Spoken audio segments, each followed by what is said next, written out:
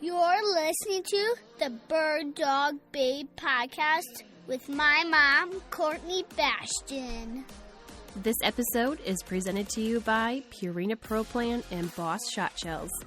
And then even the first few years of practice, I had a really tough job right off the bat. I worked in hospital medicine.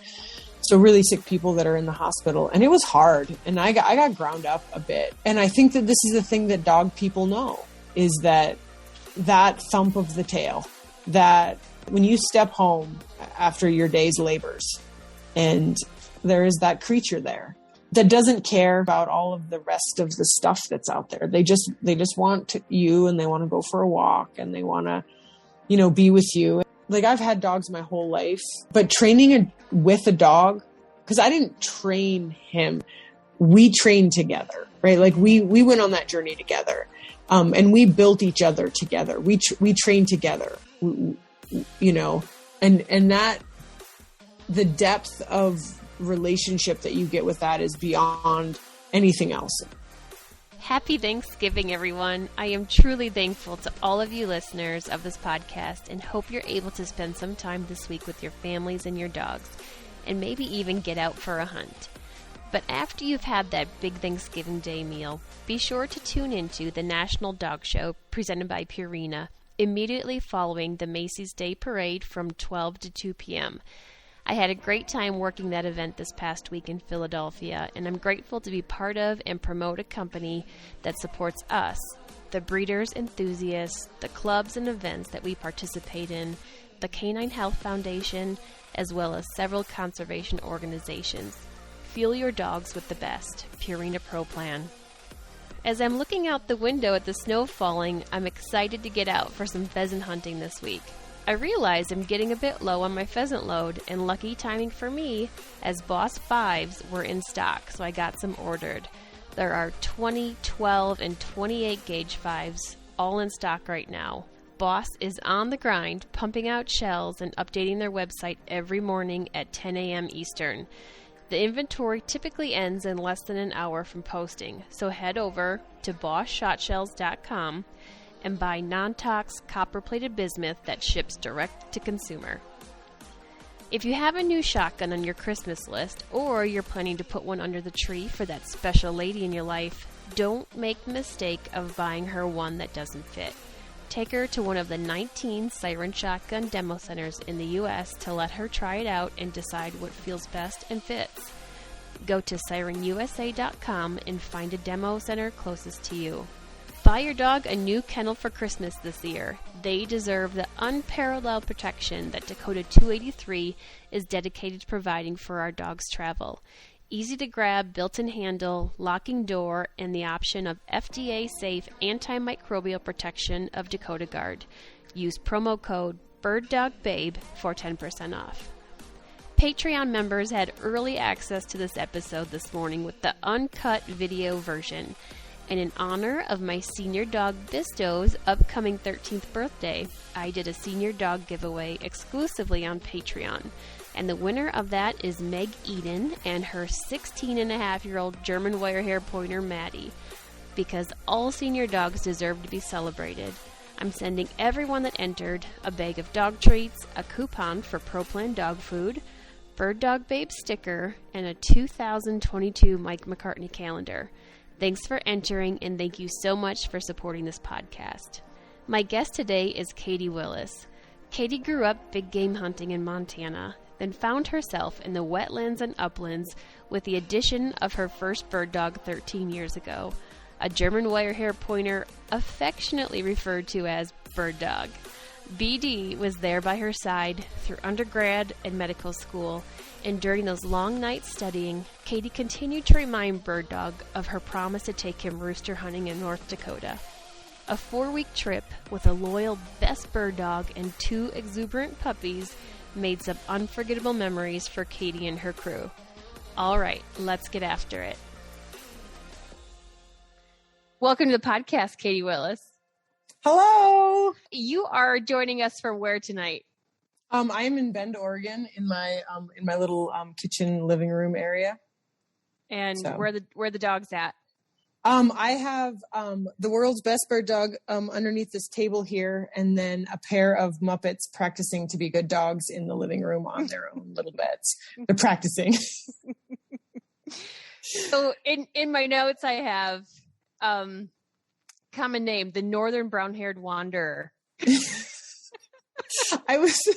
Bird Dog and I, my old man and I went, we had a 4-month sabbatical between jobs a couple years ago. And we went on this 4-month, 7,000-mile road trip. I called it our almost tour. We almost got to Mexico. We almost got to Canada. But I was doing a ton of birding at the time. And so I was kind of obsessed with like genus and species names, like all these different genus and species names. So I decided to give us genus and species names. So I'm Brunettus girlii, which is the Northern Brown-Haired Wanderer. And Bird Dog is Birdus doggo, the silken-eared biscuit eater, which is funny because he's a black wire hair that's super smooth. And so a lot of people will ask me, they're like, oh, is that like a black lab mix? Has that got some healer in it? Because he's kind of got a blue merle color to him. And so it was really funny because I'd be like, oh no, he's a silken-eared biscuit eater. And people would be like, oh wow, I've never heard of that before. I was like, very rare breed. Very, very rare breed. You're so convincing though. When you talk, and like, which is a really interesting pair for me because I am like the most gullible person in the planet. So when you look me in my face all the time and you like just tell me these things, like I'm just swarmed with, oh wow, yeah, really? Yeah, oh, exactly. Silken-eared biscuit eater. I've never heard of that before. I've never heard of that one before. Very handsome. It sounds amazing. So Katie, tell listeners a little bit about who you are and what you do. Give us your elevator pitch. I am a standard issue brown-haired girl of English-Irish descent. I was raised in Montana and grew up there. I've been in Oregon for the past 21 years. I actually was brought here by a tornado when I was 21. I was living in Texas and working at this restaurant and making a ton of money. And I had gone on a river trip in Oregon, and one of the guides was like, you should come be a river guide. And he called me up. He's like, you should come be a river guide. And I was like, I'm making tons of money down here in Texas. I'm doing great. And then this tornado destroyed the restaurant I worked at. I was out of a job, so I moved to Oregon. That's bizarre. Yeah, it's super bizarre. But anyhow, so I've been in Bend for 21 years now. I've done a lot of different jobs while I was here. But most currently, I'm a physician assistant working at one of the local clinics here. And that's what I do. And when I'm not there, I just try to spend all my time outside with my dogs. Mm-hmm. So, yeah. Name some of the jobs that you've all had besides river guide, physician's assistant. I've been a river guide. I was a ski patroller. I worked at a bunch of different bike and ski shops. I've delivered and merchandised beer. I worked construction. I worked on golf courses. One of my first jobs was setting at a trap and skeet club.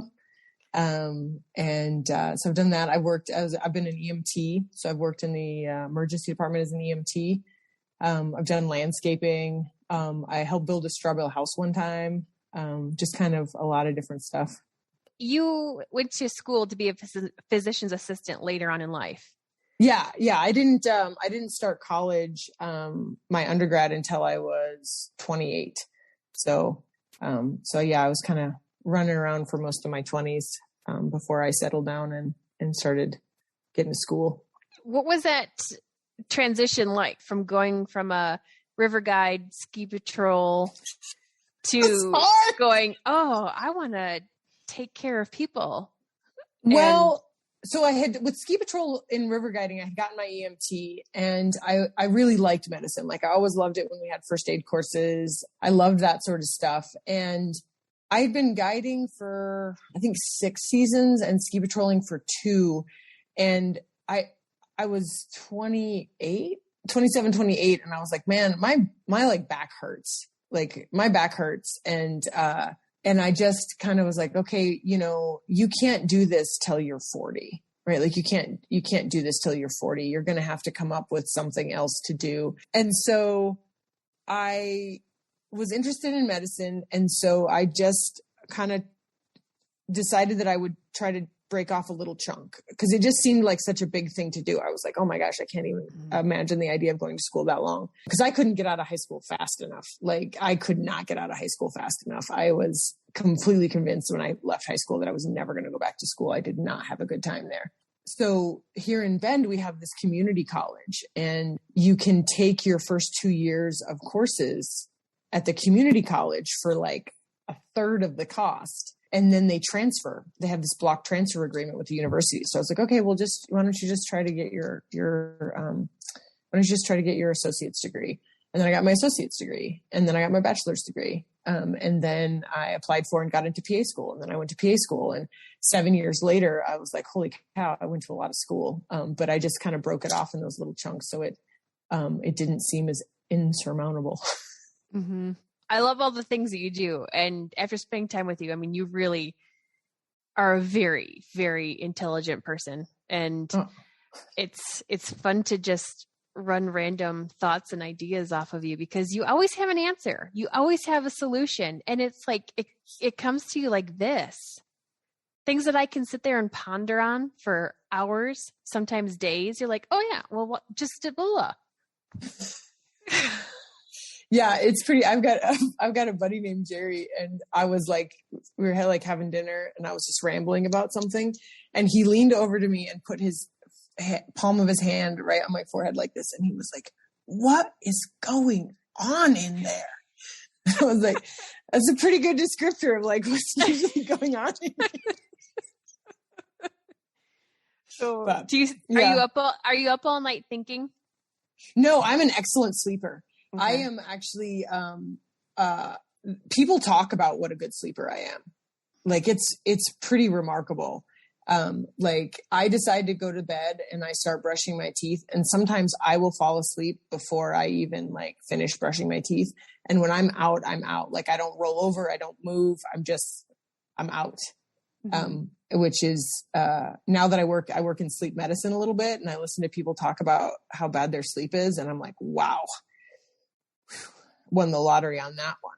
So no, it doesn't. Maybe it just maybe my brain just exhausts itself all day, and so then when it's time for bed, it's like, okay, time for bed. So it's like complete shut off. Then it's just complete shut off, like complete shut off. Yeah, you're fortunate then. Yeah, for sure. Let's go back to the Montana thing. Where in Montana did you grow up? I grew up in. I was born in Missoula Community Hospital, and we initially grew up where we lived in a little town called Alberton. Which is just 30 miles west of Missoula. My parents ran a full service gas station mechanic repair shop, which was pretty sweet. I didn't realize at the time how lucky I was. Like we didn't go to a babysitter or have like a babysitter until I was like 7 or 8 years old. We were just with our parents, and like, who gets that? Like how fortunate am I that my parents really, our parents, I've got 2 great sisters. That like we really just had these phenomenal parents that just worked really hard and loved us so much. And then we moved to Helena. So we lived in Helena for a few years, and then we ended up in Idaho for a couple of years. And then my parents split up, and my dad and I moved back to Montana. And then eventually my 2 sisters came over too. So your dad, he hunted big game quite a bit, right? Yeah, that was definitely one of his things that he loved. And he just loved Montana. He was British. So he grew up in England. And yeah, my dad was British, which is actually really interesting in that his family for many generations were the gamekeepers for the Marquis of Ripon, which is like a lorded landed gentry. And so his grandfather's job was to make sure that no one poached pheasants, and that there were always deer and pheasants for the Marquis to hunt with his friends. And so he grew up with hunting all around him and not being able to do it, which I find really interesting. Mm-hmm. Because I think it's why, like, he actually met my mom in Australia. My mom is not Australian. My mom is from Montana. That's another podcast.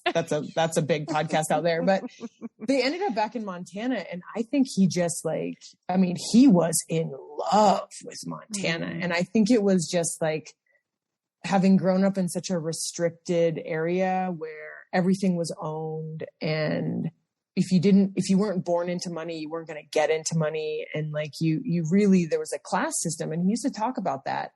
And it was interesting because he loved Montana. He loved America. And he just was so proud of, the things that we talk about, like when we were out, it's like public lands, right? Like if you grew up in Montana or you grew up in America, and especially in the West, you have no idea what public lands are. I mean, you do, because they're always there.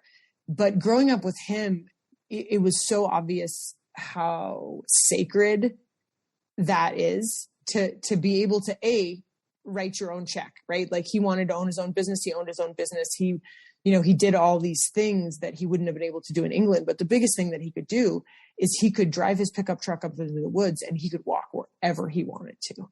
And we used to walk. We hiked and hiked so much.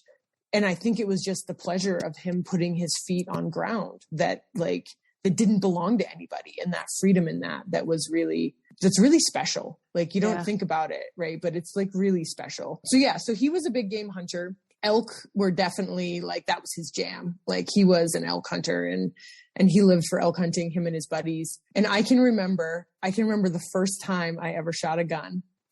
I was 6 or 7 years old, and it was my dad's 30-06. And he did all of his own reloading.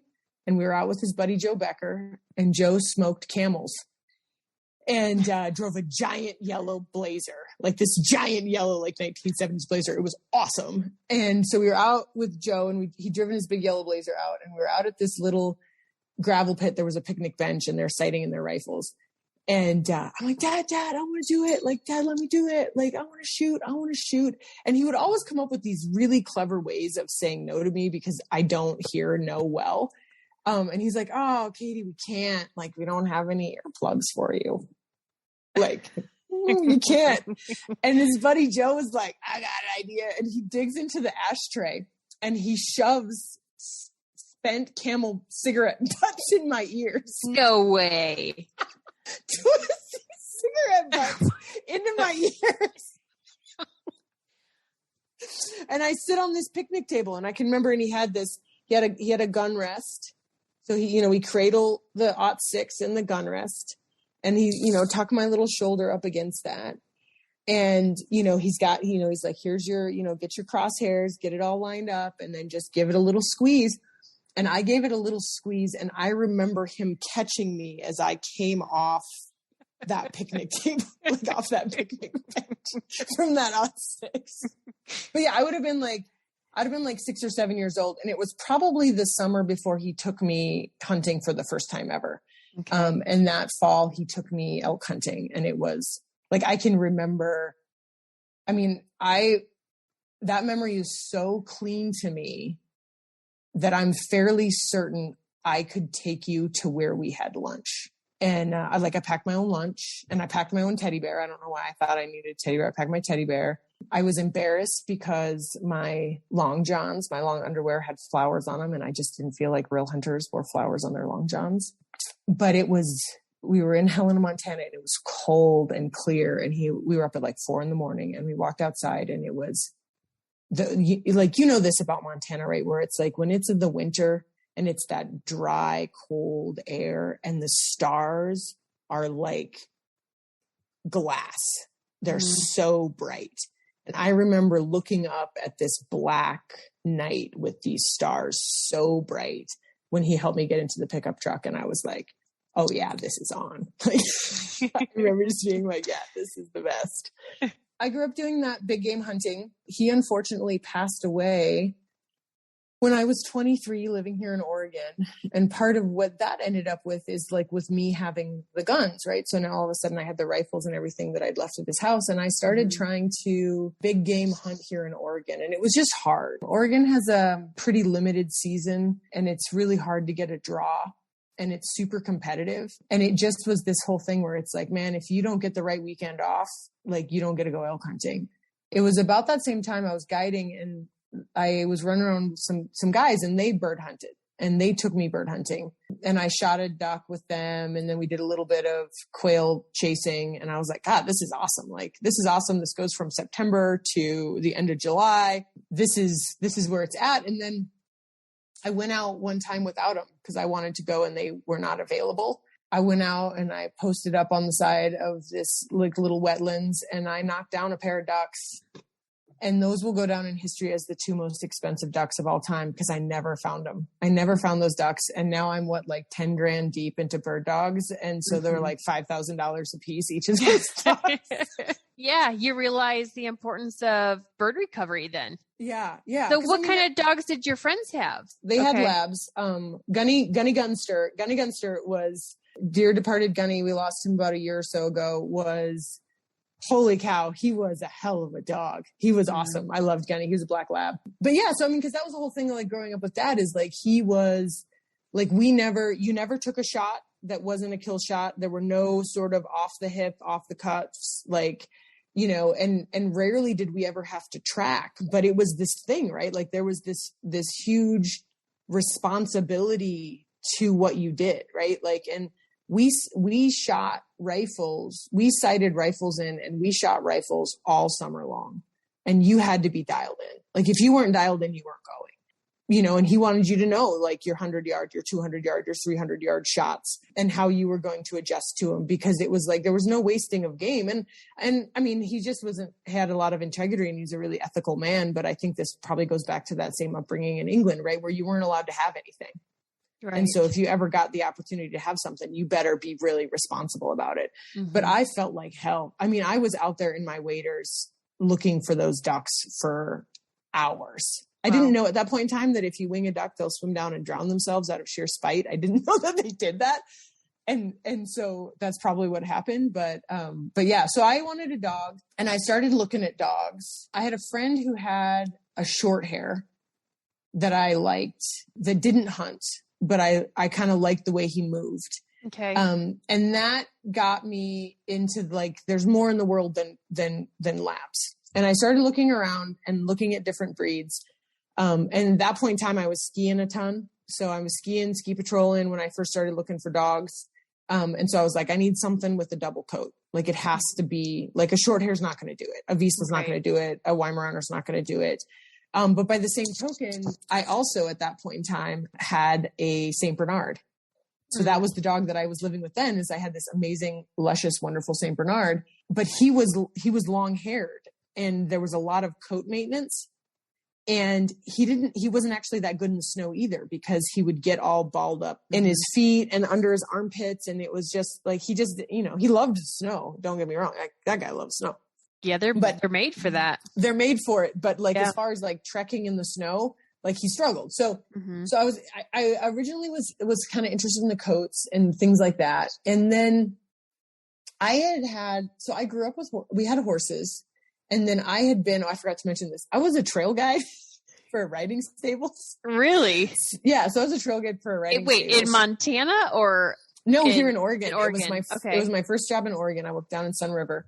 I showed up, and they gave me my guide horse for the season. And I was originally super stoked. It was the prettiest paint pony you have ever seen. He was gorgeous, and he was an idiot. Like, he had been so bred to be this, like, it was like the only thing anybody cared about was the aesthetics. Mm-hmm. And his name was Kino. And he came with the name Kino. Mm. And then people would be like, why is your horse's name Kino? And I'd be like, because this is a gamble every time I get on this thing. He would lose his mind, and he could almost gallop side passing. Wow. And it was so sketchy. It was scary. So sketchy. It was so sketchy. And he was just like, you would see him, like, he'd roll those eyes up into the back of his head. And the horses I'd grown up with were these bomb-proof mountain horses. I mean, shit, my dad shot his last elk, like, literally off his horse, right? Like, Wow. Like, I can't remember if he even dismounted, but he was within a foot of that horse when he shot his last cow elk. And that horse didn't budge. They just didn't. And so this guy was like, I was like, what are you? You know, there's smart and there's pretty. And if you can get both, it's the best. But if you can only pick one, there's one that's more important.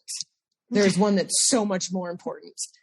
And so one of the things that really attracted me to the wire hair was there's kind of a pretty good breadth and width of appearance. Like, there's obviously the wire hair and what everyone's going for, but there's a little bit more wiggle room in that, as far as, like, you know, the coat length, you know, they can be black, they can be white, they can be solid liver, they can be roan, they can have a lot of beard, they can have not a lot of beard, right? Like, I mean, and some of that's just the genetics of having, you know, a newer, you know, in the realm of versatile hunting dogs, it's kind of a newer dog where you're kind of working through that. And there are these classic German wire hairs. But when you look at a lot of different wire hairs, that doesn't seem to be as high on the list as some of the other characteristics. And so I'm like, yeah, I want a dog that's being bred for toughness, for stamina, for hardiness. Like, I cook exclusively in cast iron because I break like half of everything I touch. Like, I am really hard on things. And so I'm like, I need a dog that is tough. And that can really roll with me. And so that's what really attracted me to the wire hair. A lot of stuff I know about them that is why they'll be mine for the rest of my life. Yeah. And I mean, it was your first bird dog breed. My first bird dog breed. And you're just going to be addicted to them. Yeah. I mean, and it's one of those things where, like, I'll put a big disclaimer on this talk, right? Like, we're going to talk a lot about bird dogs and my bird dogs. And I do have the world's best bird dog. And I think wire hairs are the best bird dog ever. That's for me personally. Like, I think that's for me. I'm not going to necessarily disagree with you. So maybe this podcast isn't for everybody that doesn't own wire hairs. In my world, in the sphere that is Katie Willis, there will never be another bird dog that's as good as a wire hair. But having said that, I hunted last weekend over an amazing short hair who tracked a cripple that I shot that we would have never found. She smoked it. It was awesome. And like, when I was out in North Dakota, I had never hunted with a setter before. And I got to hunt with this woman named Emily and her setter. Yeah. And holy shit, that dog, like, her dog Riggins, I was like, this is a lights out bird dog. Right. And so, like, yeah, like, I definitely, and like, you hang out at NAVDA events and you get to meet all sorts of different dogs and different puppies. And man, you can't go wrong with a good bird dog. I mean, like, legit, hands down, I don't care which bird dog you got. It's great bird. They're just great dogs because of everything that they've got going on. But man, for me, it's the wire hair, right? Like, they remind me of me. Like, they're stubborn, they're opinionated. They just like to do their own thing, but they're super loyal and like, totally. And they're always paying attention. Like, they see things and they're goofy and they're super keen. Yeah. They're super keen. Mm-hmm. And so yeah, so it's definitely wire hairs for me. They got me. They got me. So you say that you won the bird dog lottery. So talk a little bit about how you went into the process of getting your first wire hair and the breeder and why you won the lottery there. So I started looking around and I was like, okay, this is the wire hair. Like, I was like, I'm pretty certain this is what I want. And what was really interesting is I actually talked to a couple wire hair breeders that tried to talk me out of wire hairs. And that's just kind of maybe another trait that I share with wire hairs is, like, once I've decided that I want something, telling me that I can't have it or shouldn't have it doesn't deter from what I want. It actually kind of like makes it more. So when I talk to a wire hair breeder and they're like, no, this is too much dog for a first time dog owner. Like, you've never had a bird dog before. Mm-hmm. And I'm like, yeah, watch me. Like, and, and so I called around and, I talked to a bunch of people, talked to a lot of awesome breeders. but ended up getting a hold of this guy, Kelly Jobs at Bone Point Kennels. And he and his dad raised these wire hairs. And they were in Baker City. At that point in time, Kelly had just finished school and he'd gotten his first job. And he was actually working outside of Portland somewhere. And so I was going on a fishing trip over to the coast.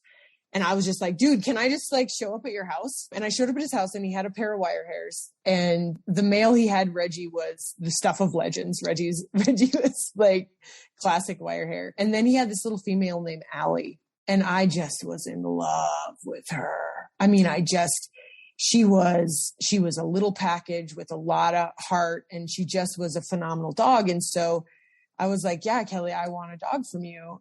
It's funny because I've asked him since then, I'm like, why did you sell me that dog? And he's like, honestly, I don't know. He's like, because I probably wouldn't sell a person with that story a dog, because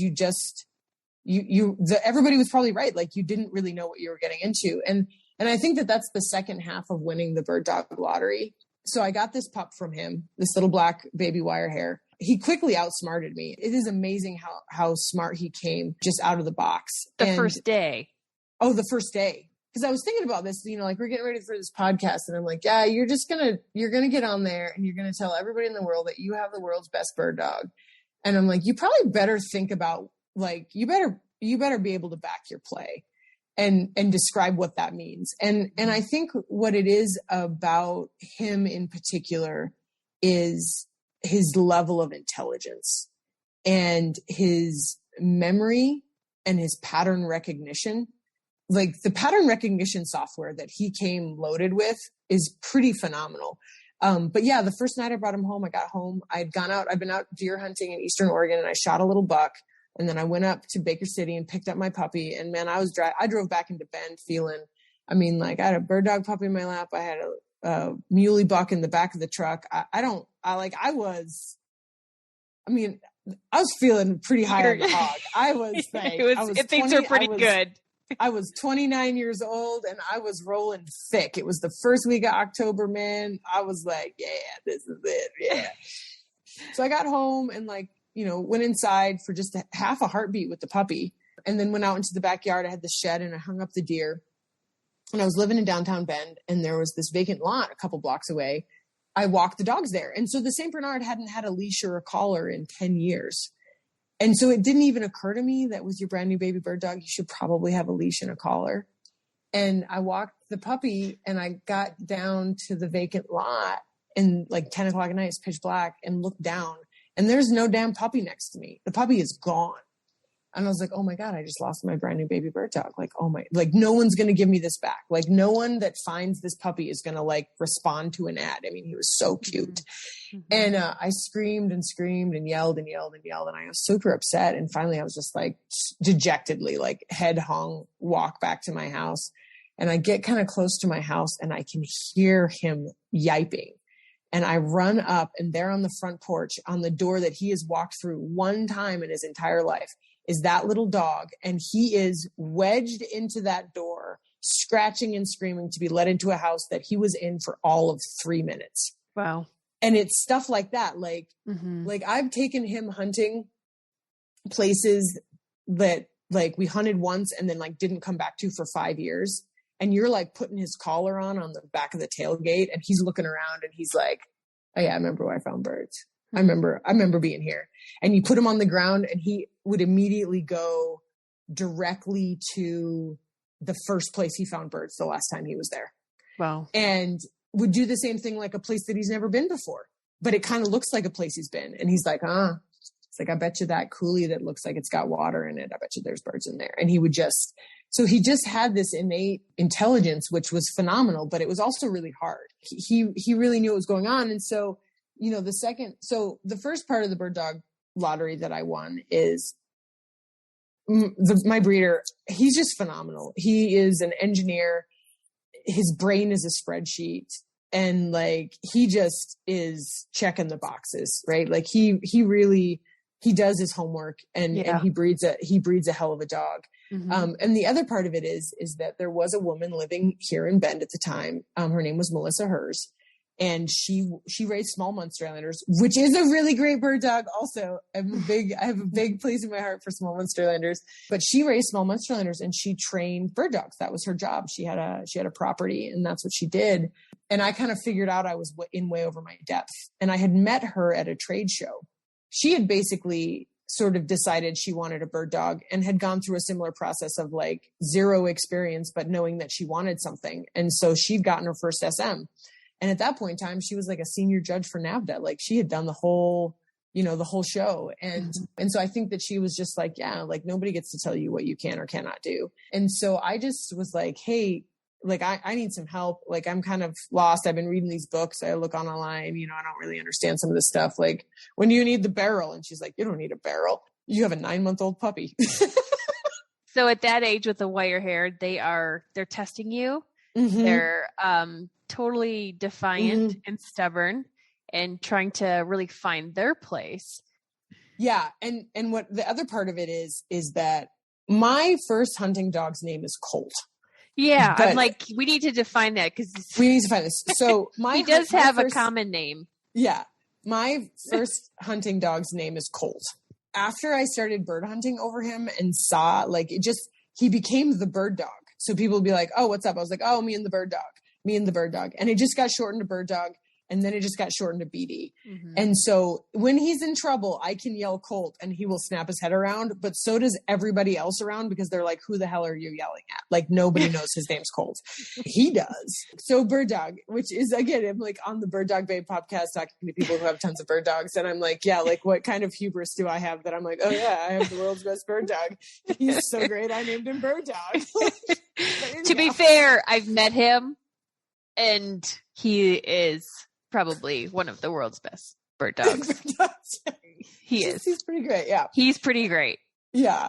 And so I went out there and I was just like, hey, I don't even need to do anything with my dog. I just want to watch you work. Like I'll set pigeons, I'll clean coops, I'll just do whatever it is. I just want to kind of watch. She was like, oh yeah, come on out. And I started going out there, we'd load up her trailer with, the 6 dogs she was training and we'd throw bird dog in one of the boxes. And we'd work through the process. And it was really interesting because he had up to that point in time, he is fast. He's so fast. So he had been catching game. I think the first thing that he caught was a rock chuck at 1 a.m. I was at the bar and I'd been having some beers, some beverages. Mm-hmm. Well, I'm walking home from the bar with my puppy.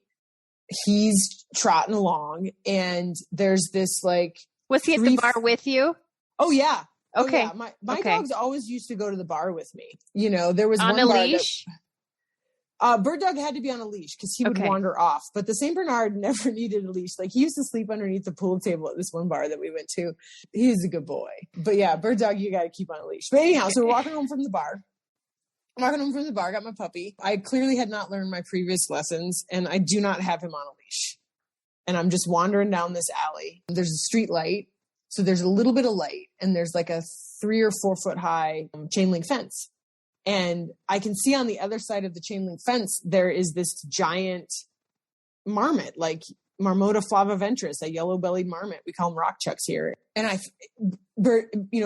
puppy stiffens up, he's watching. And I'm just like, oh, whatever you're going to do, it's on the other side of the fence. Like, and he takes off at that rock chuck and he leaps and is up over that fence, taps his back feet on the top bar of the fence and lands on that rock chuck and shakes it to death in about a second and a half. Oh my gosh. I mean, and I was just like, oh my God. And like Kelly. How old was he? He was like 7 months old. Wow. The rock chuck was bigger than he was. Like, and then he came back over the fence with the rock chuck. And I'm like, what am I going to do with this rock chuck? It's like 1 o'clock in the morning. I'm like, Jesus Christ. And what was funny is because Kelly had told me about wire hairs and cats. And we had a cat that had beaten the hell out of the puppy when he first showed up. So he hadn't bothered cats. And I was like, holy cow, if he can do that to a rock chuck, if he ever got his lips on a cat, like he just turns everything into like a fur wrapped bag of Jello. And it was, but yeah, then it was on, like he was catching mice. Every time we went into the forest, he had a chipmunk, ground squirrels, like big gray squirrels. Like he hunted for himself, and he figured out very early that he could. And then like the rock chuck was like the first thing he brought back to me. And it was the last thing. Like after that, it was like, he was like, this is mine. And I don't need you. I don't need anything else. And so like when we went out training, it was pretty obvious that he was hunting for himself. He did not even care I was there, and it was like, we did our first NAVDA test. It was, he smoked the field. He had a great day in the field.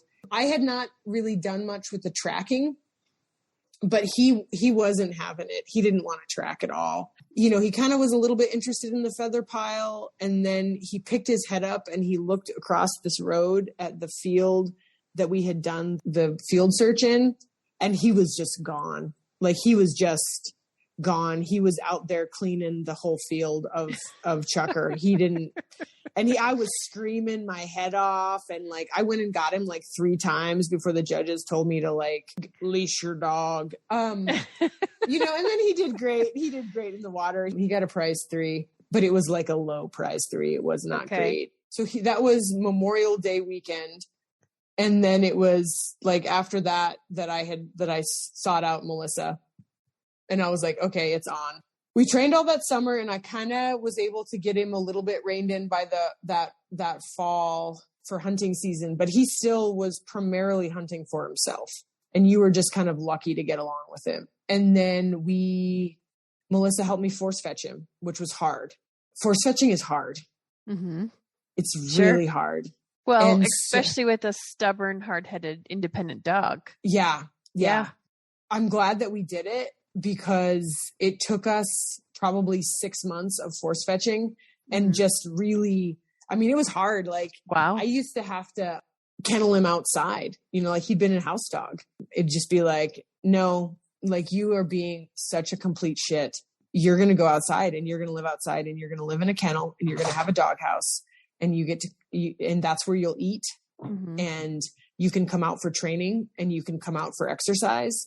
And then you can be in the kennel, because you need to learn where you exist in this world. Good for you. But he would do stuff. Yeah. It's like the perception part of like what makes him so brilliant. So you're doing hold and carry. So you put the bumper in his mouth and you're walking around, and you could walk in a straight line with him and with that bumper in his mouth for 6 hours and he'd never do anything. The second that I decided that I wanted to change direction, he knew. I don't know whether because it almost happened at exactly the same moment. Like whether I had a way that I shifted my weight just before I changed direction or whatever. Mm-hmm. But the second that I started changing my direction, he would look the opposite direction and he could spit a bumper 8 feet. And so he would hold that bumper in his mouth for hours and hours and hours. But the second that your attention deviated, like your shoulder just moved a little bit out of being able to completely control him, he would just look over his shoulder and just spit a bumper, like 8 feet, and then you got to go and you got to go get it and you got to force it back in his mouth. And, and so it was just really hard, but we got through it in a pretty epic event. Was he not crated in your house before that? Was he just kind of a free range spoiled dog? Well, no, he was crated in the house when I wasn't there. Okay. But so when you're home, he was out. When we were home, he was out. Also, I think one of the things that had kind of ruined it at that point in time is I was working this job as an ER tech in the emergency department at the hospital. I would work these 7 p.m. to 7:30 a.m. shifts. And so I would come home at 7:30 and 7:45 in the morning and I'd walk the dog. And if I let him sleep in the bed with me, he would be quiet. Mm-hmm. If I put him in the crate, he would cry. This story is so familiar to 1,000 other puppy stories I've ever heard. Yeah. And so I would just be exhausted, right? Then, like, right. You don't want to deal with it. And I'd just be like, oh my God, I just need like 3 hours of sleep. Like I've been up all night, and I would work these like 3 night shifts, like back to back. And I would just be like, okay, fine. Just get up here. And he would burrow in. It was funny because the cat didn't like him at first. And so I would be sleeping there in my bed, and on one side of me would be the cat curled up, and the other side would be the puppy. And the puppy would put his head on my belly, and the cat would reach his claws out, and he had these amazing giant knife-like claws, and he would just roll them on my abdomen, and he would hold his claws out right off the puppy's nose. Like, go ahead, cross this girl. I dare you. And I would just be like, I don't care. I just got to go to bed. And then it's always funny because my first ever utility test on my first ever bird dog, I got a prize 1. I think it was a 198 prize 1. And everyone's always like, wow, what an achievement. And I'm like, yeah, it was. But he essentially got professionally trained. Like I spent. But you did all the work, though. You did the work too. I did. Yeah. I spent 5 days a week, 5 to 7 days a week. Wow. At a bird dog kennel, right? Sure. Like, like it is quite an achievement. And we had a great run, and it was so much fun. And I'm very proud of him, and he's a very good bird dog, and he still is a prize 1 utility. I know that I could take him out there and he'd still do all the right things. Like he's got it in him. But I was at an Aims and Rules clinic this spring, and the guy who was running it was like asking everybody what they did. And I was like, yeah, blah, blah, blah, blah. And I was like, yeah, I got a prize 3, and then I got a prize 1. And he's like, your first, and he's like, he had this first bird dog ever. And he's like, yeah, he's like, what an achievement, young lady. And I was like, first off, not that young.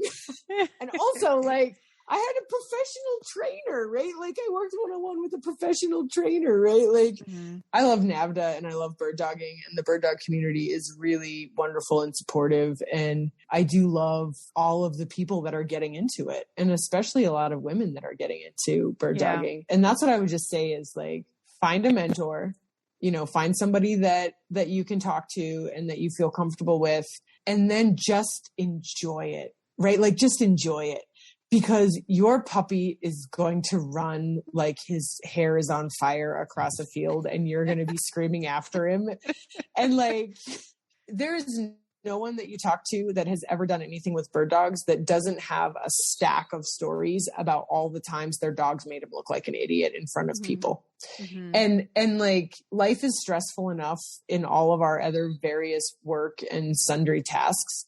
Training and hunting and being with your bird dog should be a good time. And if you can't, like, roll your head back and squint at the sun and laugh at, like, your puppy, because, and it should just be fun. It should just be fun. I love that, because I think sometimes we just get too caught up with watching all the other perfect dogs out there and comparing ours to theirs, and mine should be doing this by now, and just taking it too seriously. Yeah. Well, and I think it's also one of those things where it's like, everything exists on a spectrum. I've tested a couple puppies this year, and I tested my little male puppy 2 weekends in a row, and I did a Versatile Hunting Dog Federation test, and he refused to point, and he just like ran down Chucker and chomped them like it was like his goal in life was to just chase all of the birds out of everywhere. Right. And he smoked the track. He had this most phenomenal track, and he did great in the water. 7 days later, almost to the hour, we did a natural ability test, and he pointed flawlessly. He had the best field search I'd seen. I mean, he was 6 months old, and I was like, holy cow. I had always told myself, I'm like, just enjoy yourself. There's no pressure. There's no stress. Who knows what the wheels come off the bus at the test all the time. There's like a ton of energy. Everyone's amped up. Yeah. But I walked out of that field portion, and I was already counting my fours. I was like, I have got a prize 112 puppy right here, because he smokes the track, and he's so good at the water. Like, this is like I was cashing the check. And I will tell you right now, that puppy who the week before had done the world's best track completely blew it off. He ran everywhere. At one point in time, the senior judge stopped yelling at me to control my dog and was chasing after Gravy, telling him that was enough. Right? Like, that is just enough. Stop it. This is terrible behavior. And I was laughing so hard because I had counted up my score, man. I was like, holy cow. Like, dude, if he even comes close to what he did last weekend on the track in the water, like, we are solid gold, man. We got a 112. We got a prize one puppy, 6 months old. Ching, ching. Insta-famous, right? And he just he blew it. He blew it. And then we got to the water and I had to gang tackle him to get him out of the pond. Like, it was just like, what is... And so I just think it's one of those things where it's like, you know, you can prep and you can practice and you do all your things, but it should never be stressful. It should never cause you heartache. Go set birds at a natural ability test. Like, do it. Just go set birds someday at a natural ability test. Bring your binoculars, get your old long eyes out, stand on the back of your pickup truck and watch those puppies lose their mind in the field portion, because there were plenty of puppies. Like, we had all these great, I have a great chapter. Like, we have a really great chapter here, in Central Oregon with some really phenomenal human beings that do it. And we did 3 tests this year, which is a lot of tests. We had 3 test days, which our board decided to do to help people catch up on just the COVID stuff. And so we do a puppy day, a training day, the 2 weekends prior to every test. So I had seen a lot of the puppies that eventually ran over the course of the summer at these puppy training days. Mm-hmm. And like, some of them, you're just like, oh yeah, you're going to have a great day. Like, this puppy's just amazing. And then they show up at the test, and whether it's the nerves, there's a ton of dogs around, there's a lot of waving, there's all this sort of stuff. And you just be like, I mean, there were a couple of people I was just heartbroken for because their puppies just lost their minds. Sure. And, you know, and then puppies that showed up really great. And so it's just one of those things where, like, go set Chucker at a test, and then just know that, especially the natural ability, like, you can't get wound up about it. You just got to go out there and have a good time. Yeah. It's just a good time. You brought up a good point too. Like, go out there and volunteer before you actually run your dog, so that you can see how the wheels can fall off, but just really understand the test. Cause I think a lot of people go into it that haven't either been to a test before, but especially haven't helped at them, because that's a huge learning experience.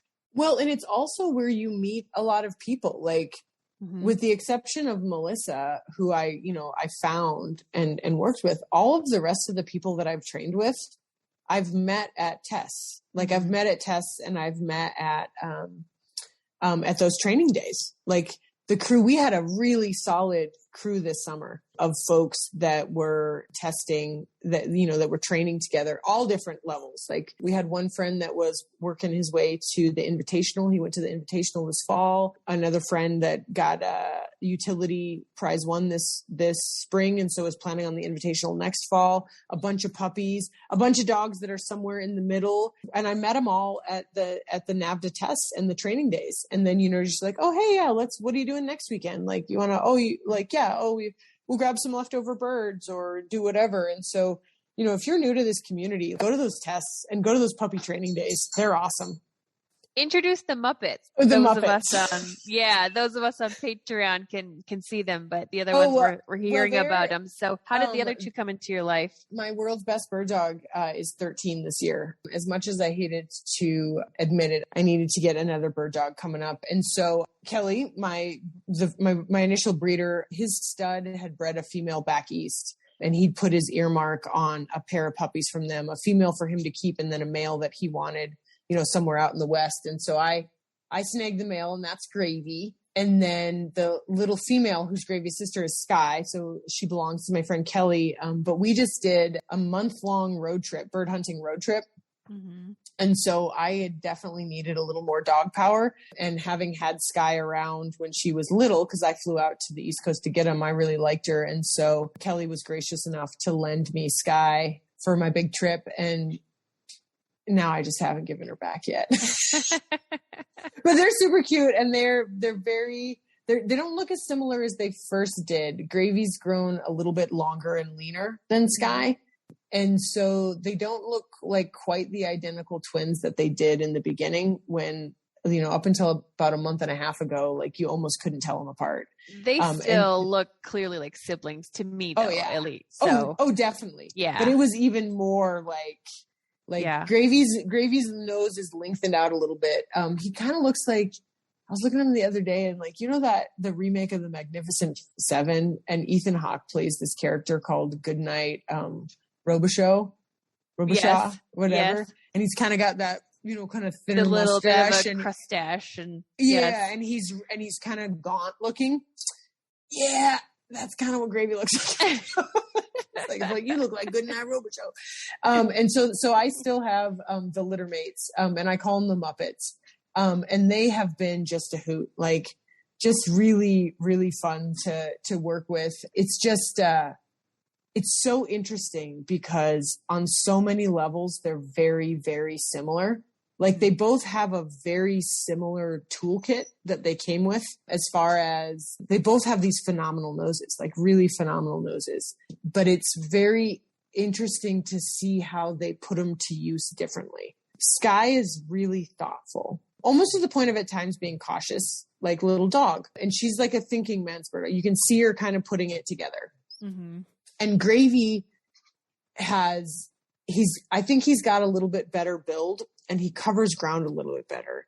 And so he just runs full out, hard as he can, with his nose in the wind. And he hasn't gotten to that point in time where he started. I mean, I think he's putting some stuff together. Like he knows to go kind of look at objects, right? Like, so if there's a spot where the cover changes, he knows that he should go there and kind of spend a little bit of time there. Mm-hmm. Like he's finding birds based on his legs, and he does find a lot of birds. He had a bang up day yesterday. He really had a bang up day yesterday. He did a really good job bird dogging yesterday, but like, Sky's just a little bit more thoughtful. Like the last test that we ran, we cleaned the field with the Muppets. Gravy was on point, and Sky ran right in front of him and blew up his bird. Just like that. Sure. And probably like 5 minutes later, there was a very similar scenario. Gravy's on point, and Sky came like in view of it, and she stopped. And she stopped and she started cruising in real slow. And she was like, okay, there's something going on here. And then she hit that scent cone and she just stopped like that. Like, cause she does that a little bit more, where she's like, wait a minute, I've seen this before. And so it's just really interesting to see how I think they're both going to be really phenomenal little bird dogs, and they have the sweetest personalities, and they're really great. But but yeah, they have a very similar toolkit, but they just really apply themselves very differently, which is really interesting. Yeah. And how old are they now? They just turned 11 months old. How did Bird Dog like the Muppets coming into his life? Oh, he hates them. Oh God, he hates them. He has enough manners to know that he's not allowed to eat the puppies. Yeah. But his distaste for them is palatable in the house. Okay. And, and I think, he tolerates Sky a little bit better. She's a little bit more deferential to him, but he hates Gravy. And it's because he knows who Gravy is. He knows Gravy's his replacement. Yeah. He knows. He knows that that he is not, that he can't cover the ground anymore. He knows it. And it's obviously upsetting to him. It's really obviously upsetting to him. And he does hate Gravy. He really hates Gravy. He despises Gravy. But they live in the same household together. Yeah. Yeah. And so, you probably didn't notice it as much in the camper. Not at all. It's a little bit different. But like, if you were here in the circle here of what is the house, he really doesn't like. So I try really hard to do stuff like, I always take him training with us. If I buy birds, I make sure that we shoot one for him. And what's been really nice is one of my training partners is taking his dog to the Invitational next year. And so he needed a dog for honoring. and to work on honoring, and Bird Dog's really good at that. And so just making sure that like he's included. And so to be able to like, that really helped this summer with just his overall feeling about the Muppets, was to be able to go out there and be like, no, you're really vital. Like, we really need you here for this task. And then he would, you know, he worked the honoring, and then he got to do that. It makes him so happy to get to do that. I mentioned it a little bit earlier, but yeah, we just came back from this massive road trip, and that entire road trip started with a promise that I made to Bird Dog 7 or 8 years ago when I was in grad school, that we went to grad school in Montana. And so we're in Montana and we're in Billings, and everyone was like, oh man, you're going to hunt that dog. You got to take that dog to the Dakotas. And I was just broke and overwhelmed. And so I would just tell him, I was like, one of these days we'll go get roosters in the North Dakota. Like, we'll do this. And I just hadn't gotten to it. And we hunted last year. We had a great season, but the last couple of hunts, it was pretty obvious that he wasn't going to be able to hunt like that again. Talk about a phenomenal human being. The last chucker hunt that Bird Dog ever went on, his original breeder, Kelly, carried him off the hill. He broke down and he was up on top of this big old chucker hill, and he laid down and he wasn't moving, and was obviously in a lot of pain, and Kelly picked him up, threw him over shoulders, and hiked him out. And it was like, you know, as if I didn't already have enough respect and appreciation for that human being. Like, to watch him walk off that mountain with my old dog over his shoulders was pretty big. And so it was just like, I was like, okay, like, if you made a promise, you better make good on it. And so early summer, I told the guys I worked with that I needed to take a month, and that I really needed to do this for Bird Dog. And then the old dog took a turn over the course of the summer, and his arthritis got so bad that, I mean, I didn't even think he was going to make it. I thought there was a time in August where I thought we were going to have to put him down. Like, he just was really suffering. But we switched up some pain meds, and he rallied. And so we took off with the camper for 4 weeks to get out to North Dakota and shoot a rooster. And you did. And we did. And we did. And yeah. we did. Tell us about that, because you had spent the first couple days in North Dakota running the Muppets. Yeah, you know, I actually I wrote up a little thing on Instagram about it, and I printed it off to read it, because I think it just pretty well encapsulates. It's, I guess some people will call it a poem. It probably is a poem. Yeah. It tells the story. Yeah. And I'm probably going to cry, so it's okay. But here goes. So it was called the Study Fort. It was where we spent nights and weekends, books stacked, note cards and papers tucked around, references and highlighters, the detritus of a master's program. The couch would be covered, and I would sit in the center, desperately trying to gain the words, concepts, and drug names. Beneath all of this, there was one, this best one. With a deep sigh, he would settle in, his black body curled tightly against my thigh. In moments of frustration or fatigue, I would reach under the papers, the books, seek out a silken ear. Rubbing it between my fingers, I would whisper, "Wild roosters in North Dakota. Wild roosters." He knows why we came here, has voiced his displeasure with the puppies pushing cover, with being left in the truck. He is anxious in the camper. It makes him clumsy. He falls. It hurts to see it. And he is embarrassed by the disappearance of his grace. But none of the spots have been right.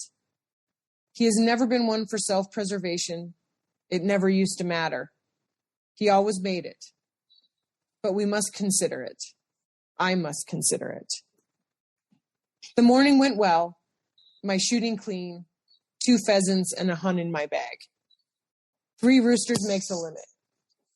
So we head to a spot a friend knew, the kind of place stiff hips could wander, down along some rows of corn, through red-blue grasses, the breeze light behind us.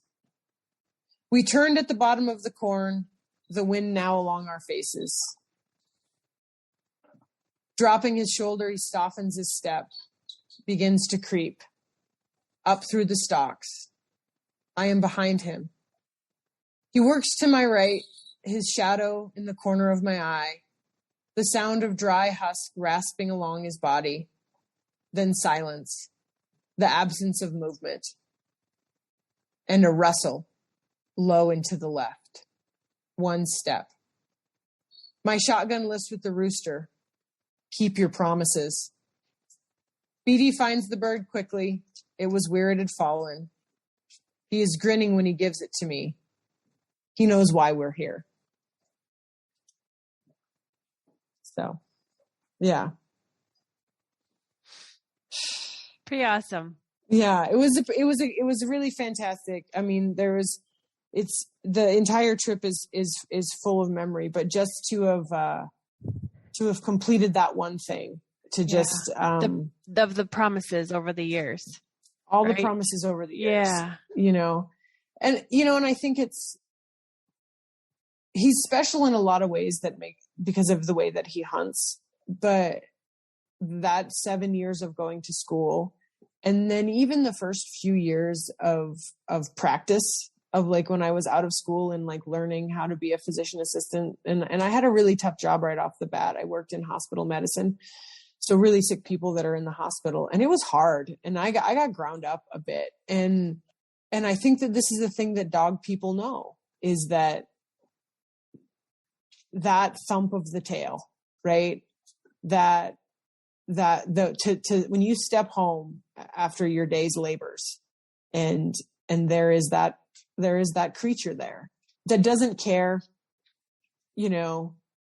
whether like they don't care about all of the rest of the stuff that's out there. They just want you, and they want to go for a walk, and they want to, be with you. And I think, that's like, I've had dogs my whole life, but training with a dog, because I didn't train him. We trained together, right? Like we went on that journey together, and we built each other together. We trained together, and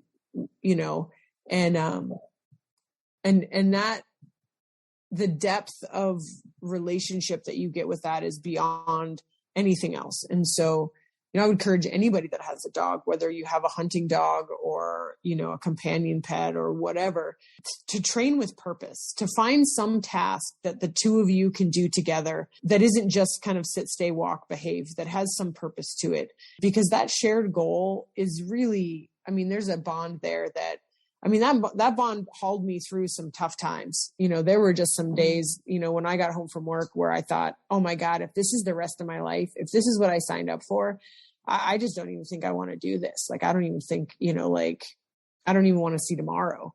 And he'd be like, well, you think we should go see if we can chase a duck down by the river? We'll probably get arrested, He's like, I bet there's a raccoon that needs drowning. And there is a story about that. There is.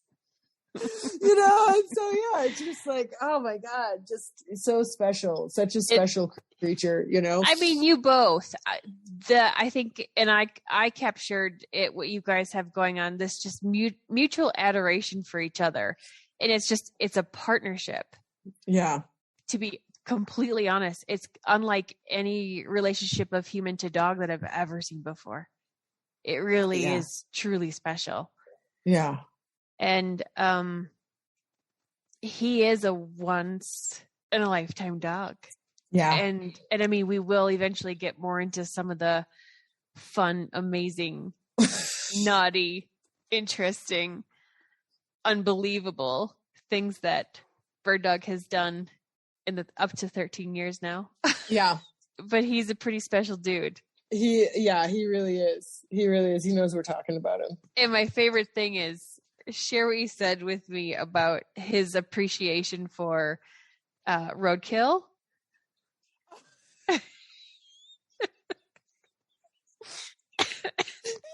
Okay. So I don't know if you guys know this or not, but the best time of year is the spring thaw. Yeah. When the roadkill's been under snow and it's been like festering and marinating in its own bacteria, and it becomes fetid carcass. And it is exceptional. It is exceptional. It is to be rolled in. It is to be consumed. It may even give you bloody diarrhea. And it will make you sick. It will make you so sick. And Bird Dog loves it so much. He loves it so much. And I just have to, I can't get too mad about it because every once in a while I crawl into a bottle of whiskey and I feel like hell the next day. And he never judges me for it. Mm-hmm. He never judges me for it. And so he does love him some spring fetid carcass of roadkill. And it makes him sick and he feels ill and I cannot judge him for it because here I am Monday night about to top off my Basil Hayden and he never judges me. Never judges me. He does observe a pretty strict bedtime. What time is it? It is, oh gosh, it's a little after 9. No wonder he's pacing around a little bit. He likes to go to bed at 8:50 and he does not like being kept up past 8:50. And so he does get a little judgy if you stay up past 8:50. But right. Yeah, that does explain, like, that's funny. Probably about 30 minutes ago was when he crawled out from underneath. Like if we go back on the recording. You're right. I bet you it was 8:50 when he came out from underneath the table and he was like, okay, it is time for bed. It is 8:50. It's not 8:45. It's not 9:05. It is. He's a creature of routine. Oh yeah. He likes to get up early because that's when the squirrels are out. And he likes to go to bed at 8:50. So let's talk a little bit more about your trip. So you had been planning this trip 4 weeks. Was it 4 weeks total trip? It was a 4 weeks total trip. So I was off work 4 weeks. So trucker season had opened. I think trucker season opened and then I had to go to work and then I had the next weekend off. And then we went hunting that weekend here in Oregon again. And then I packed up and I headed, I actually went and met up with another really phenomenal wire hair breeder, a gentleman by the name of Jeff Funky, who runs Three Devils Kennels. Mm-hmm. And I hunted with Jeff a couple days in sort of it was far eastern Oregon. Like basically it should have been Idaho. And we got into some hunts and some trucker and we had a really good time. He'll forget more about a lifetime of wire hairs than I'll ever know. But yeah, we had a great time there. And then from there, I basically rallied out to North Dakota and I had made contact via the magic of social media with a woman who lived out in southwestern North Dakota by the name of Emily. And so she gave me some pins and got me started. We met up for a hunt. She was the one who, like, I got out there and I was explaining to her why we were there. You know, I was like, oh, she's like, well, what do you want to hunt for? And I was like, I mean, the puppies can run and do whatever the puppies want to do. It's great to get them on birds. I was like, but I'm really looking for a piece of ground where the brush isn't too thick. It's not going to get his legs all tangled up, where there's not too much coulee or, kind of undulation that's going to be hard on his hips. I just need a chunk of flat ground and I just need a willing rooster. I was like, this is a long held promise that really needs to be, I need to close the gap on this. I need to get this done. And so I hunted with her. We got some ducks, we got a hun, we got some pheasants. I saw some sharptail, but I never really got to hunt sharptail, but that's definitely on a list of things that I want to get into. That looked like a lot of fun. And then it was about then that you reached out to me and you were like, hey, we should do a podcast. And I was like, podcast? We should just go hunting. Yeah. I was like, I don't know what we would ever find to talk about on a podcast. I don't. Well, Emily had she messaged me and she's like, hey, this Katie is out here. She's this badass chucker hunter from Oregon, and keep her on your radar of like women, really? I didn't know that. Who really get after it. Yeah. Yeah. And I'm like, oh, okay, cool. And then like right after that, she sent me these photos. Bird Dog had just brought the retrieve to you. Yeah. And she told me a little bit about the story. And I'm just reading this and I'm sobbing. Yeah. And I go, is she crying in that photo? Because I'm crying. And she's like, oh yeah, we were all crying. Oh God, we were sobbing. When he came trotting back with that pheasant, I mean, and I will tell you, this is another thing for anyone who's starting out hunting, like invest in yourself, pay someone to teach you how to shoot a shotgun. Because that was the other part of it is I have not knocked down a lot of birds for that old dog. He has pointed hundreds and hundreds and hundreds of birds for me. And I have not been able to catch up to him and knock down birds for him, which was fine because he doesn't really like to retrieve. He likes to field search. So whatever. But I knew going into that trip, I was like, when that rooster rises, like if we get that opportunity and that rooster rises, like you better be able to keep your promises. You better be able to seal the deal. And so I took shooting lessons this summer and had a phenomenal coach, and it made a huge difference. But yeah, when that, I don't remember shooting that rooster. I don't remember shooting that rooster. Wow. I remember hearing him stop. I remember hearing the rustle of the corn on his shoulder stop. And then hearing the rustle of the rooster in some cover in front of me. But I don't remember shooting it. I don't remember shooting it. I saw it fall and then saw him and then told him to fetch it. And he came back. But when he came back with that big old rooster in his face, and it was like the feathers were up over his eyes like this. And I was sobbing my eyes out. I was a mess, but yeah, it was pretty special. Mm-hmm. Yeah. Pretty so anyhow, amazing. So then we decided to meet up. Yeah. So yeah, I'm like, let's do podcasts. Like, oh, how about we go hunting? I'm like, oh yeah, even better. Yeah, even better. I had no idea you were off for another 3 weeks. So I'm like, yeah. So you headed over to Montana and you pulled in like in the afternoon.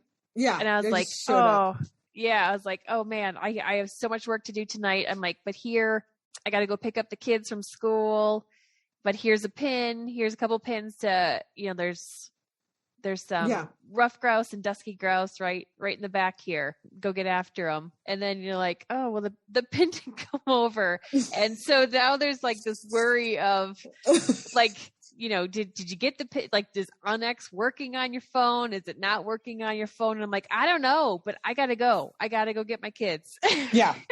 My ass, whatever. Okay. Yeah. Yeah. You're like, okay, well, I'm going to head out then. And this sounds like a great place to give a shout out to our sponsor, Onyx Hunt.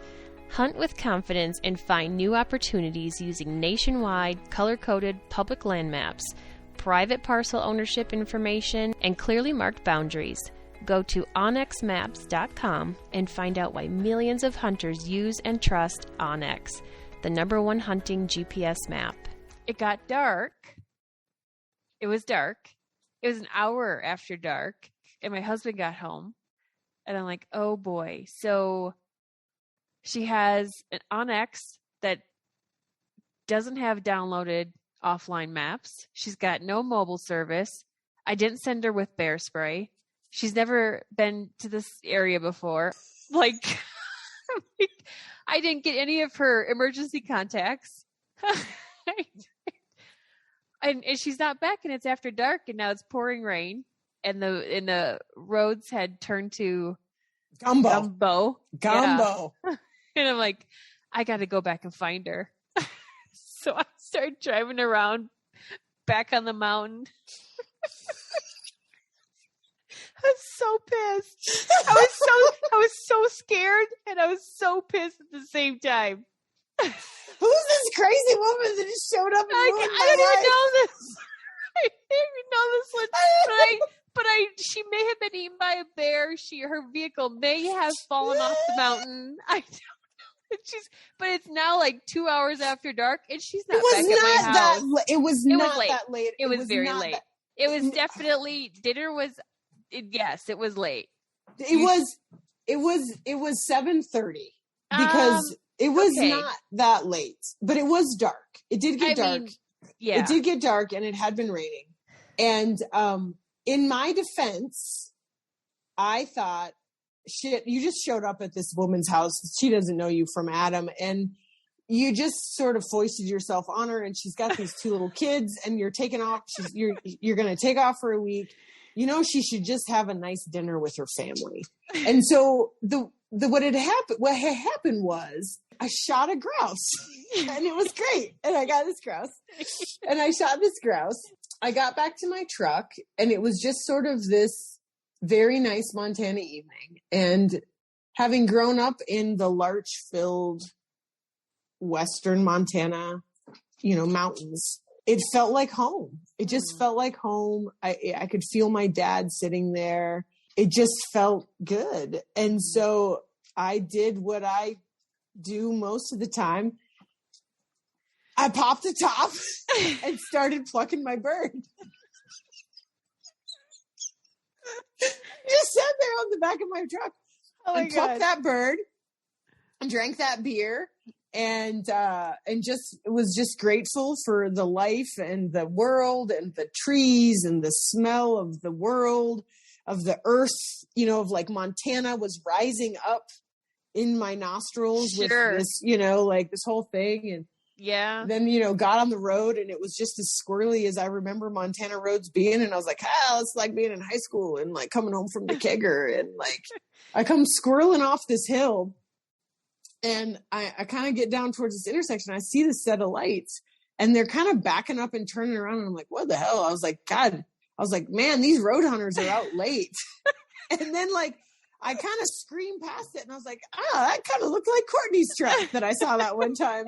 And I stopped and the look on your face when you pulled up next to me, I was like, oh, you were like, where the hell have you been?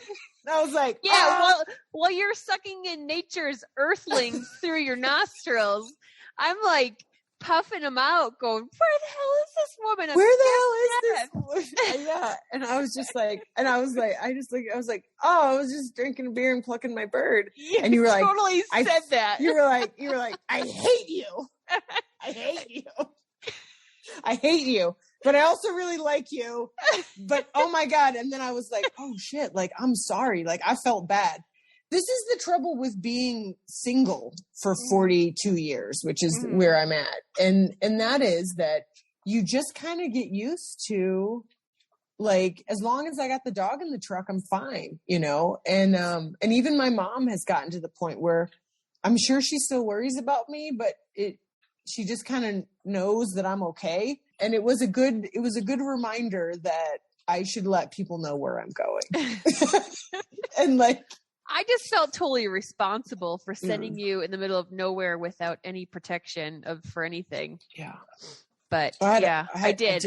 I hate you, but I also kind of love you right now. But I more hate you right now. So let's go back to the house and eat some dinner. Yeah, exactly. And then we had a delicious dinner.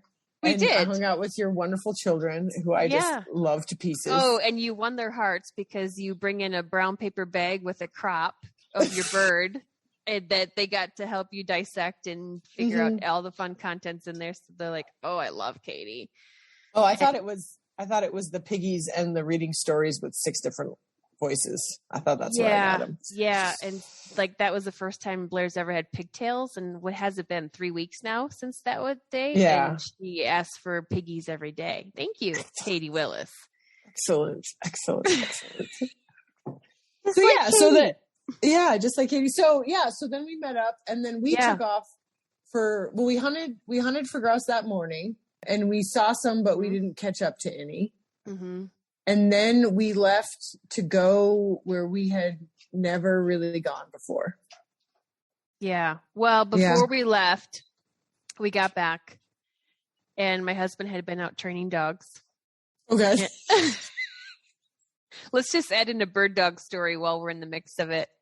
Yeah. We went hunting and we took the 2 Muppets and we left Bird Dog in the camper. Bird Dog in the camper. And he clearly heard William load up some pigeons that he must have shot. I bet you he was shooting over that puppy. Yeah. And Bird Dog knows the score. He knows what loading pigeons up sounds like, and he knows what training pistols sound like. And he broke out of the camper. And William had 3 traps set out and was working the second trap and looked up. He's like, that old, when I got back, he's like, that old black dog just loosened that camper. And I was like, yeah. And he goes, Well, he found a pigeon in a trap, and I was like, what? And Bird Dog had broken out of the camper and had gone up on top of the hill and was staunchly pointing a pigeon in a trap for William. Look, I found it, sir. That puppy doesn't know what they're doing. I got your bird here. I got your bird right here. Feel free to shoot at your leisure, sir. He didn't run away. He just went over and went on point. Yeah. You know, he did that this summer. We were out doing a drill. He jumped out of the pickup truck window and came racing out to the drill. It was really funny because we had been talking about how you teach a dog to honor. And he came screaming around this juniper, and the dog that was supposed to be working was on point. And we were trying to do, I think, a covey flush to keep her steady for a covey flush. And he came ripping around that juniper. And the second that he saw her, he just locked up and he honored her. Wow. And it was like, how do you teach him to do that? And I was like, I didn't teach him a damn thing about honoring. I never taught him honoring. I never did. It was never a drill that we did. He figured that out all on his own. But yeah, so he loves the game, man. He loves it. He just, it's his bones, man. It's awesome. He almost drowned this summer. We went out after a test to the pond that they did utility in, and there was a duck out there, and he almost drowned in that pond. And he got the duck and then got tangled up in the weeds and was on the way back. And I had to go out there and get him. And I'm carrying him back in my arms, and he has that duck. I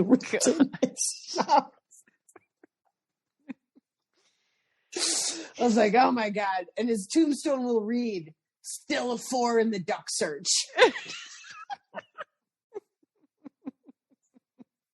Forever.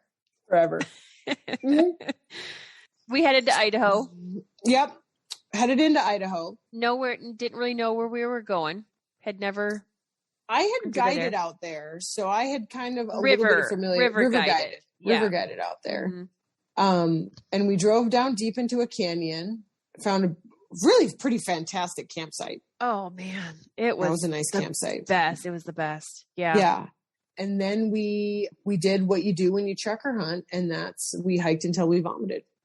Basically hiked until we vomited. Mm-hmm. We did find some quail, but we had puppies with us, and so they just did a really great job of scattering quail. But yeah, then we moved camp and found a different spot and poked around a little bit more and got into some grouse, and we saw one chucker. We saw that one chucker. He was so lonely. He was so lonely.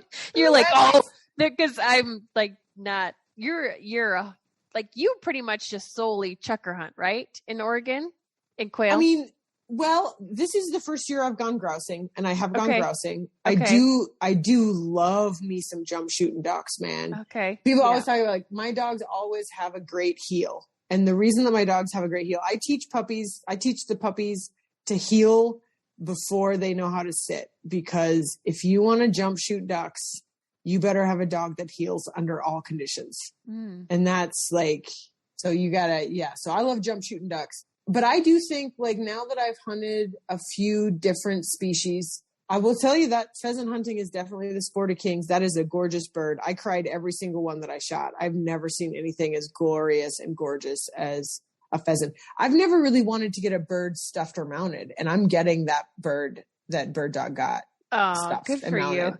That's awesome. And that was a nice rooster he got, is some good old spurs on it.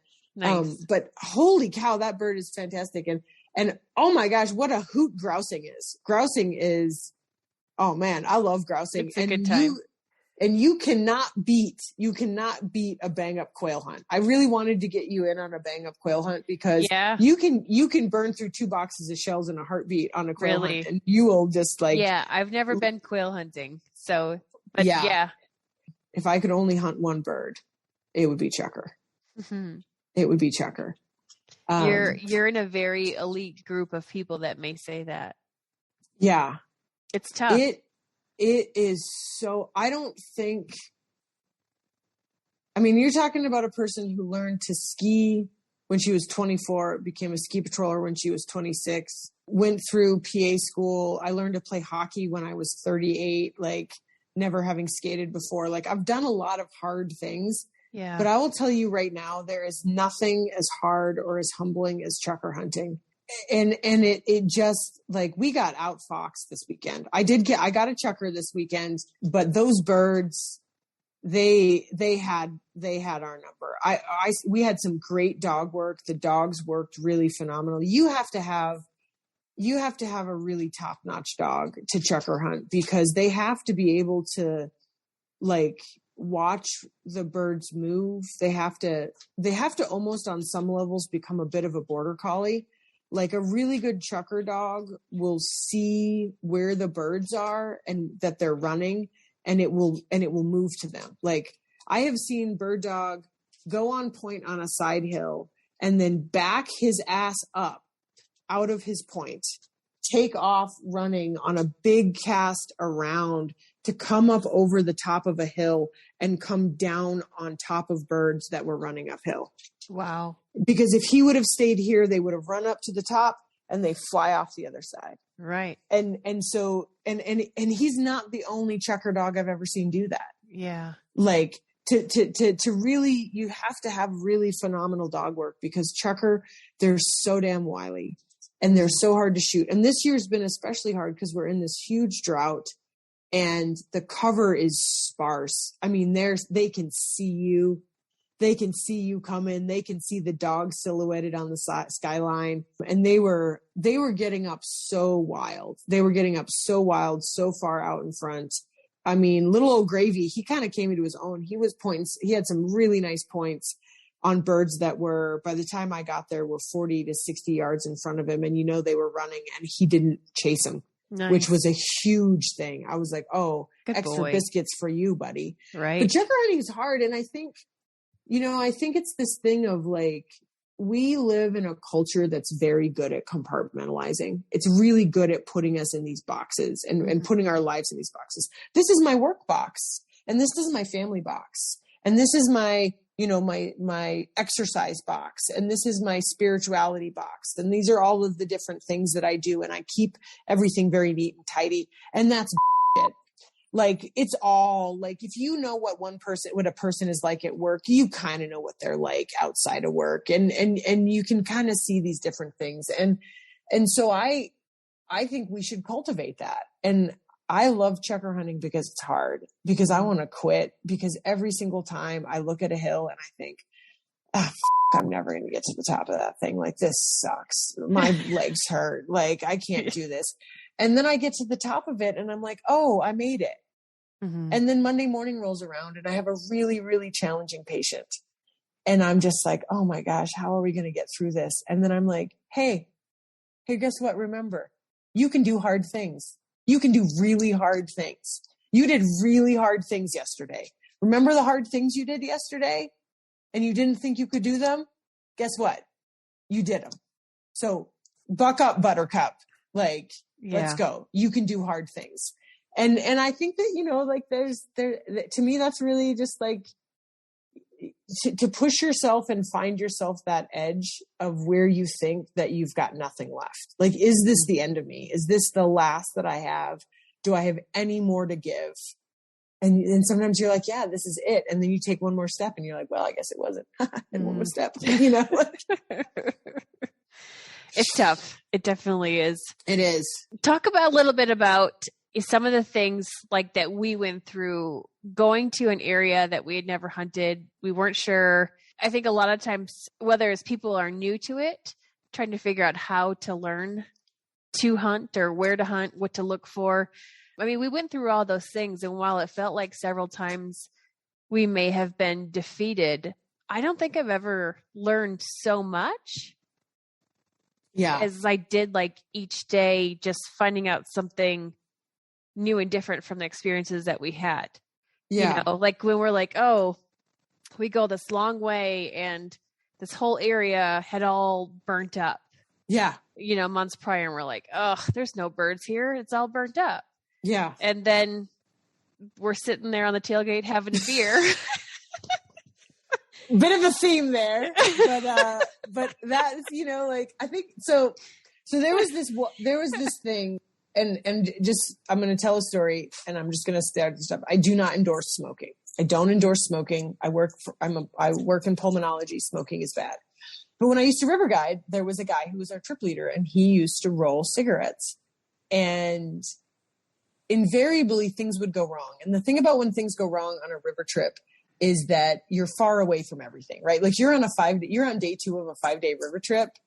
Yeah. If you forgot to buy bread, that's it.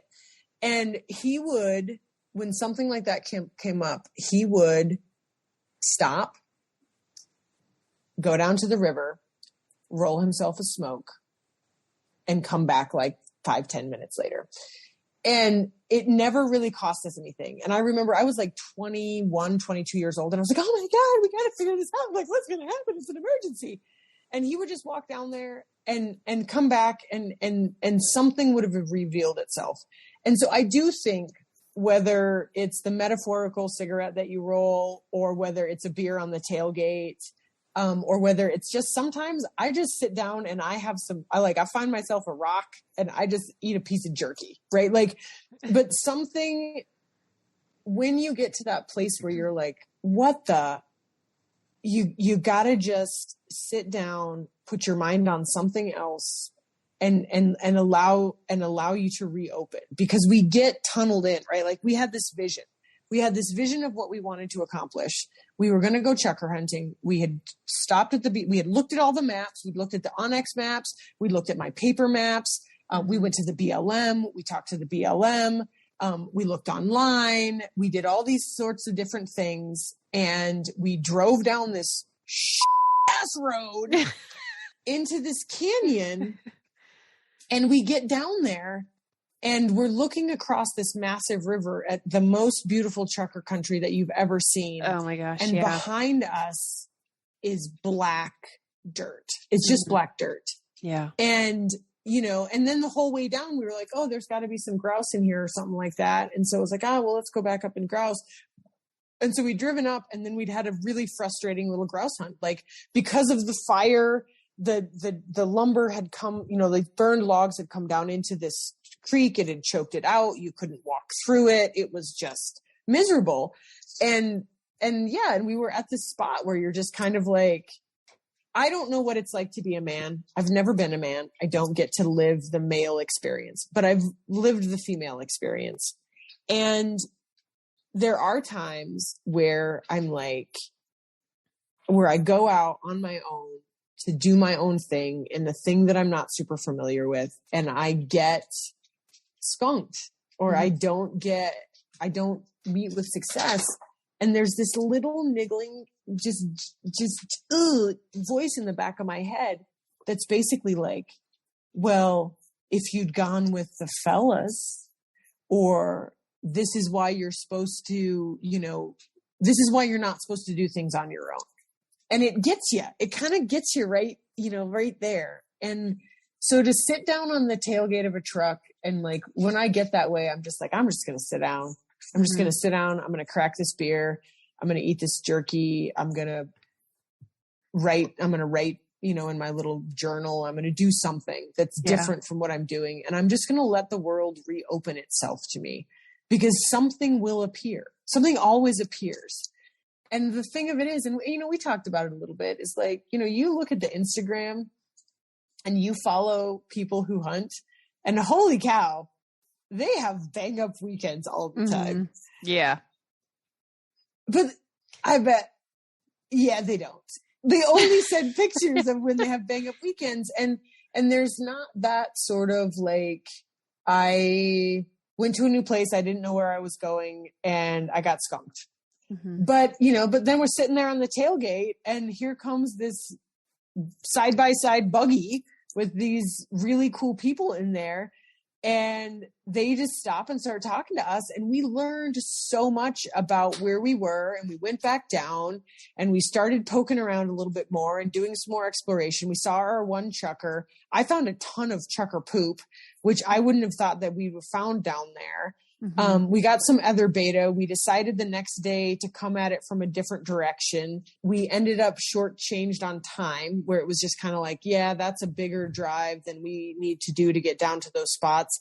And I was afraid of falling off the cliff. Well, so yeah, that is true. The next time we go, I'll drive. I'll tell you that one road that I got stuck out on, you would have walked. You would have not liked it. I would have got it. Oh my gosh, it was so greasy. I was like, oh, come on, Sylvia, stay on the mountain, Sylvia. It was like the road was going this direction and we were typewritering down the road with everything that we had because gravity kept trying to roll the whole truck into the ravine. And we were just like in 4-low, just like, oh my gosh. It was bad. It was so bad. Bird Dog got out of the front seat and got in the back seat and like was in the back seat with his head down. And he never does that. But he was like, I don't want to see us die. We're all going to die. He's a very smart dog. Have we mentioned that? I haven't seen roads like that though. I mean, since I spent a semester in Costa Rica. Yeah. And that was scary, but like these were scary. I think that's another really important point to bring home is that when you go out with people, you have to listen to where people feel like being. Because that's where you have a really nice time. Discretion is the better part of valor. You will, it's like, I was telling you this is like the single thing that you can do to increase your safety in avalanche country in the backcountry is to have a woman in your group because it checks a little bit of that. And so, like, that's just another thing. Like when you're putting a group together is like, you got to listen to what other people have to say. And if they don't like the road and they don't want to drive down the road, well, then don't go down that road because you can turn around and you can go grousing and you can have a great time. And you could shoot a limit of grouse unless you had Gravy with you, who was hellbent on pushing every grouse in Idaho. Gravy was hot off a pheasant-filled North Dakota trip, and he could not contain himself. He was having a good time. But look what the weather did to us unexpectedly, right? Like it started to downpour rain, Mm-hmm. and then it got so foggy that you couldn't see more than 5 feet in front of you, like just all of a sudden. And if we had been on that road, that could have been super scary. But I that was the second time I lost you for the weekend. Oh yeah, but then you remembered the lesson, and before you started freaking out, what did you do? I sat on the tailgate, opened a beer, and started plucking my bird. And then what happened? I just showed up, and then you appeared. Through the mist. All of a sudden I hear Marco and like, Polo. And I hear, yes, we got it. Gravy, come on this way. Yeah, it was fun. Yeah. It was a good time. So, you just got to get out there and and I was thinking about the same way as like, I have a couple of girlfriends that want me to teach them how to pluck birds. Mm-hmm. And I was like, and I love plucking birds. Like I haven't really ever done it before. I've always just breasted because everyone told me it was easier, but I was always like, oh, maybe plucking birds is good. And then I've had a couple of friends show me how to pluck birds. Yeah. And it's so easy and it's not hard. And it's like, especially if you do it on the tailgate when they're warm and they're fresh, it'll take you 10 minutes to pluck a bird. It does not take that long. But like one of my friends was like, she's like, well, I'm always worried that I'm going to mess it up. And I was thinking about it and I was like, well, what happens if you mess up plucking your bird? You just skin it and breast it anyway, right? Right. Right. Like, and I think that there's that whole, like when I first started hunting, I didn't shoot a lot because I wasn't certain that I had the shot. And then I was out with Kelly and he was like, good Lord, woman, like, I want to hear lead flying. And of course, now we know it should be steel, but right. Like, or copper plated bismuth. But he was just like, he's just like, for God's sake, just shoot.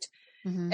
And I think that there's a lot of that, like, you're new to something. You want to do the right thing. You want to do it and just get out there and do it. Just go. just go. I mean, do it within reason, you know, make sure somebody knows where you're going, make sure that you've got, you know, like good tires on your truck and that you've got enough water and that you have a snack, you know, those sort of basic things. But like beyond that, like you should just go. You should just always go, because you may not get what you're looking for, but you'll find something that has value. You'll get something out there and you'll know more than you did before you started, and it will be worthwhile, you know?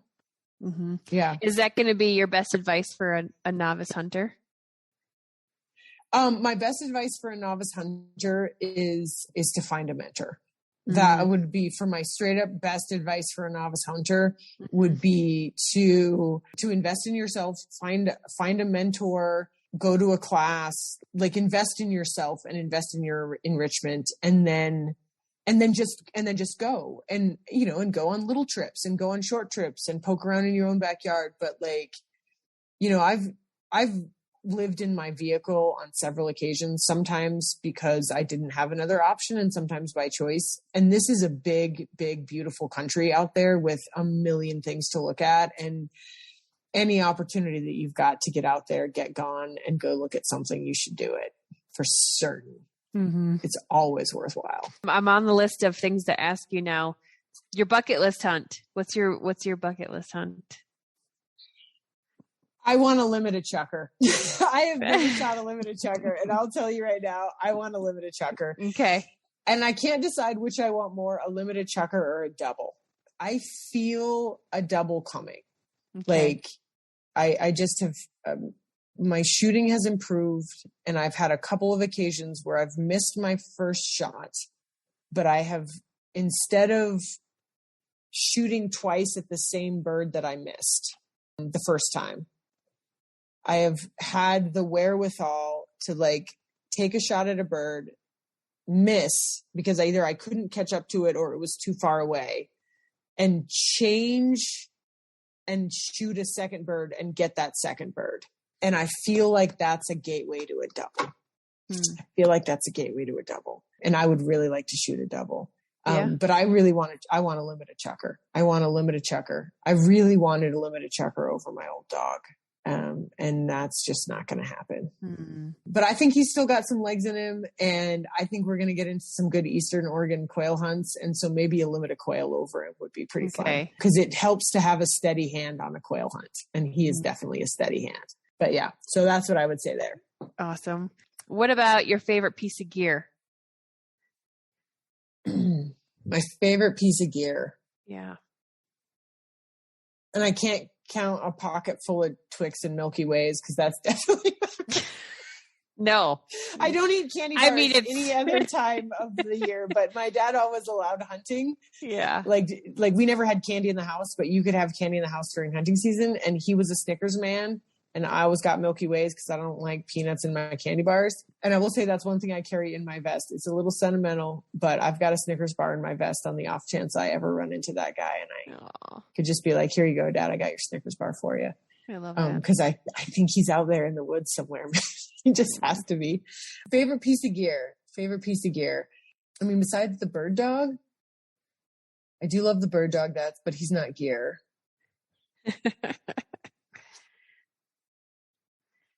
Your go-to.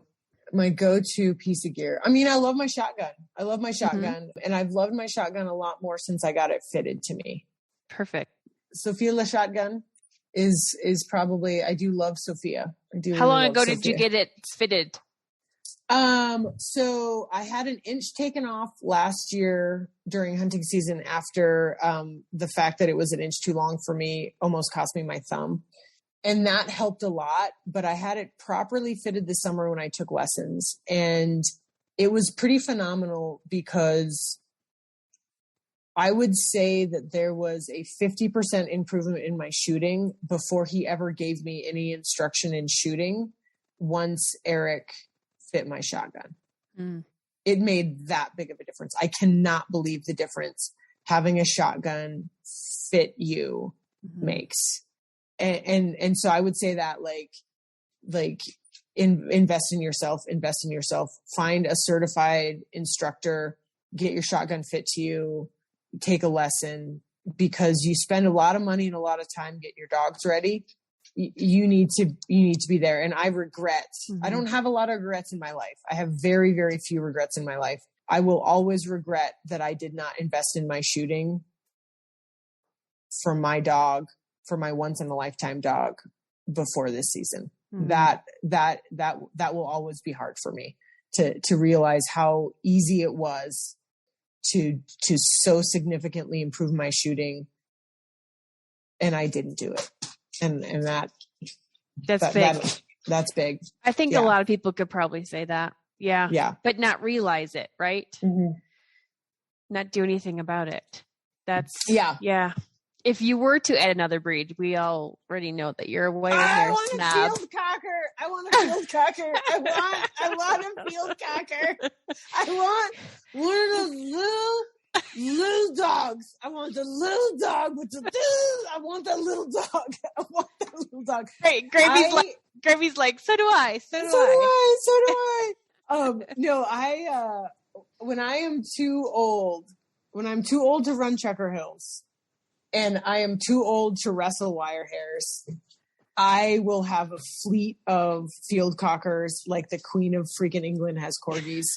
And they will be naughty, and they will be on all the furniture.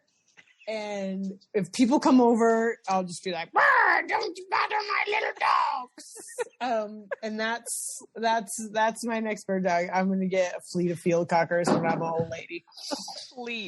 A fleet of field cockers. God. You could be the crazy cocker lady. Right? Better than being the crazy cat lady. That's true. Oh my gosh. All right. Your favorite game bird recipe? I love chucker pot pie. Ooh. I love chucker pot pie. And it's best with the breast. So you make the breasts into your chucker pot pie. And I like to do sort of like, it gets a little heavy with taters.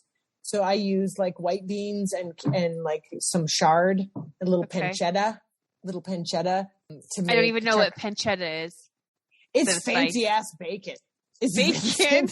It's way off. That's way off. It sounds like it should be a spice.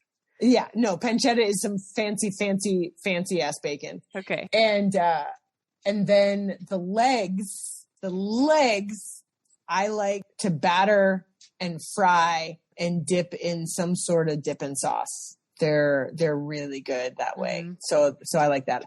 I got a lot of good recipes. I started smoking meat last year, and I made some goose breast pastrami that was really good. And so I'm super excited to experiment a little bit more with that sort of stuff and try some different cured options with game birds. But I love to cook. So it's pretty, I think with most game birds that I've found, it doesn't take much to make any recipe work with them. I did recently start doing a brine on all of my game birds of just 50-50 kind of a sugar. I eyeball it depending on how much bird I have. 50-50 sugar and salt brine. And you just put it in like a Ziploc bag, put a bunch of water in it, mix it up so that it's, all in solution, so there's no grains left, and then put your birds in there for like 24 hours.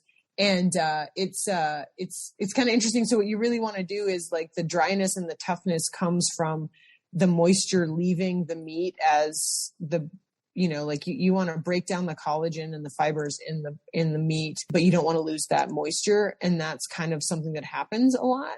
And so when you use salt and that sugar, that salt and sugar draws, it helps with the collagen breakdown, but then as that gets soaked into the meat, it pulls moisture with it back in, like through osmosis, sort of like that active transport of things from a higher concentration to a lower concentration through a semi-permeable membrane. Exactly. There's that biology degree that just happened. Yeah. See, that's value. That's value added. But yeah, so stuff like that can really help. And then like, I know a lot of people with like waterfowl find it too strong, and I will say the smoking of the goose breasts and making goose breast pastrami, it became very mild. It was very, very delicious. But like if I just have a couple duck breasts or something like that I'm working with, I'll usually soak it in milk for like 12 to 24 hours. And that seems to take some of that game out. Although I will say I had a little teal last weekend that I did the brine on and just put it straight on the grill with the salt and pepper. And it was so damn good. It was so damn good. You're a great cook. You definitely spoiled me while we were out. Like we went grocery shopping. Like I got my norm. I got my things that I take that I fit in my cooler or in the back seat of my truck. And that's bread, butter, bologna, peanut butter, and jelly. Yeah. And usually eggs. Forgot my eggs at home. Yeah. And bacon and coffee. And that's what gets me by. And with you having the camper benefits, you had some meals every meal. Oh yeah. And we SpaghettiOs. ate well. I brought SpaghettiOs and meatballs, which were pretty amazing. They were like when we came back from being absolutely soaked to the bone. I mean, it was we could have potentially been less wet on that grouse hunt if we had gone swimming in our clothes. Like we were wet, and like it was wet and cold. To get back to the camper and throw 2 cans of SpaghettiOs on the stove and house those, it was. It was pretty great. Solid. It was ace. You had 2 warm robes too. Some like, let's just strip down, wear our robes, and eat SpaghettiOs for lunch. Just crush some SpaghettiOs. And it's like raining on top of the camper. Yeah, awesome. that was pretty special. Yeah, it was really good. I don't want this day to ever end. I know. I'm like, it's 2. I gotta go. We've already had a beer by now. Yeah, exactly. Exactly. No, it was good. Give us something in the raw that we should know. That we should know? Mm-hmm. My phone's about to run out of batteries. That's good. All right, quick. How can listeners connect with you? Listeners can connect with me. I'm on the Insta at Travelin' Pup, but I spelled it wrong, just so you know a little bit about me. I like to travel, but I'm not a very good speller. So it's TravellenPup. That's it. I do some writing. And so there's a link to a blog there with some stuff that I have not updated long enough. It's been a long time since I updated anything on there. But yeah, if listeners want to connect with me that way, and I would just say, there is plenty of room at the table for everybody. If you want to be outside and you want a different look at the world and you see the people that are out doing the things, just go and ask them. And if you ask someone to help you be in the outside and they say no, or they're not nice to you, you didn't want to know them anyway, and just try again and talk to somebody else, because most people are really, really nice. And most people really want more people to like hang out with and rally around with, because it's funner at the end of the day to sit around a campfire and shoot the with your bros and tell a story about your crazy ass dog or some amazing shot that you made or some cool thing that you saw. Because every time you go out there, there's going to be something that you've never seen before. Every single time there's something you're never going to see before. And it's amazing. And then probably the most important thing of all time is never turn your back on an old wire hair, because they will always get in trouble. Never turn your back on an old wild hair. Don't do it. Don't do it. And if you do, it leaves us for a whole new bonus series that we were going to be starting. And we're going to be sharing whiskey and wild hairs, because the stories of this dog, the legend bird dog, need to be told. They need to be in this vault, out on the interweb, accessible for a lifetime. Yeah. Because he's got some good things that he would like the world to know about that he's done. He's definitely proud of himself. He's definitely proud of himself with some of his, the skunking, those sorts of things that you really can just hang your hat on. It's lifetime achievements. Mm-hmm. Yeah. So. All right. Well, excellent. Well, stay tuned for those bonus episodes. And Katie, thank you so much for joining me and for reaching out and saying, let's not do a podcast. Let's just go hunting. You should always go hunting. Always choose hunting. Always choose hunting. Always. Now that you've listened to this episode, you understand why I felt it necessary to add a bonus series of Katie and the bird dog's excellent adventures. Katie is so in tune with her dogs and such a talented storyteller, so stay tuned for some bonus episodes we dub Whiskey and Wild Hairs. If you're interested in the uncut video of this episode, more discounts, giveaways, and contents, sign up to be a member for $5 per month at patreon.com/thebirddogbabe. Check out the sponsors and partners of this podcast for all of your bird dog and hunting needs. Purina Pro Plan, Boss Shotshells, Onyx Maps, Siren Shotguns, and Dakota 283 Kennels. And please be sure to support the conservation organizations of the birds you're chasing after this season and the public lands in which you hunt. Have a great week, everyone. Happy Thanksgiving.